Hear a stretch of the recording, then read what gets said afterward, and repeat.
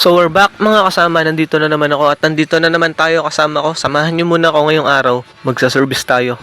Tara! So isang oras din ng biyahe guys. Sabi nila ayaw daw mag-refill, may dala na tayo na part tsaka kung anong tatakman yun. So nandito na tayo sa kanila. So yun dala natin para hindi na tayo maabala maghanap pa ng pyesa, nagdala na ako. So silipin natin.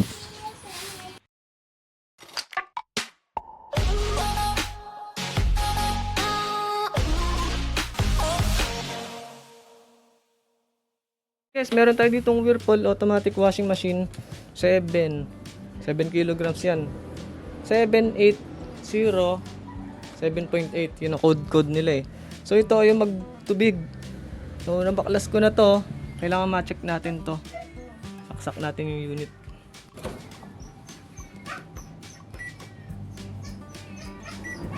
Okay, saksak natin unit. Ito yun, nagre-read na yung tester natin. Magre-read yan mamaya ng 200. Yan. 200. Ito kasi naalis yung plastic eh. 222 volts. Ibig sabihin, buo yung supply ng main board. Patayin ko. Yan. Pagka ganon, buo yung supply ng main board. Tapos, susunod natin i-check ay yung continuity nito. Dapat meron yan marid na at may marid yan eh. Check natin.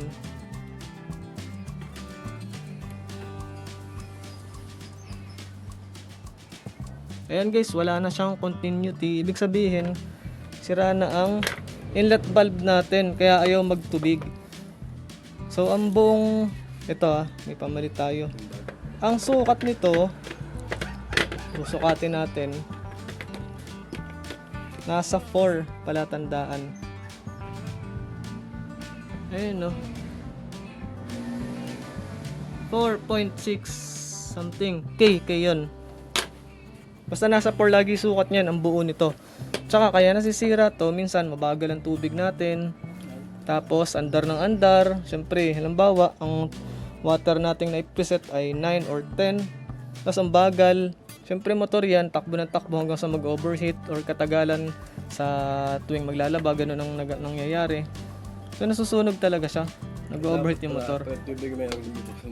That malakas din yung tubig. Tapos minsan naman hindi pala nakabukas yung tubig. Tapos naka-on na tayo. Minsan na makakalimutan, hindi naman maiwasan yun. So kabit na natin to para malaman natin. Yan, kabit natin. Ganyan lang guys ang pagkakabit niya, no? Pasok niya, no? Yan tabago ah. Ito tabago. Ay, sorry. Luma ito. Oh guys, so kakabit ko yung luma, oh. Oh, may kalawang. Okay, namali ako ng kabit. So, baklas ulit. Ayan mga kasama, naikabit na natin yung bago. So ito yung luma. Ito may kakabit ko sana. Luma, may kakabit ko na naman. Magtataka na naman ako nun, ba't ayaw na naman gumana. So bagong filter, ito laging nililinis.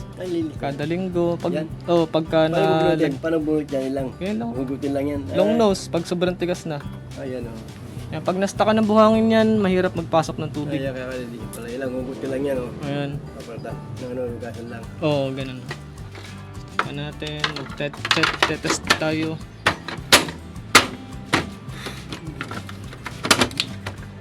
Umarang.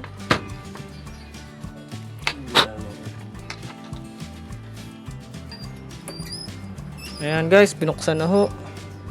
On natin. Start.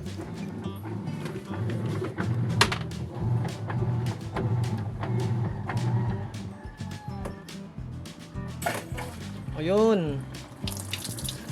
Tama lang, malakas ang tubig ngayon, no? So ayan mga kasama, okay na yung unit.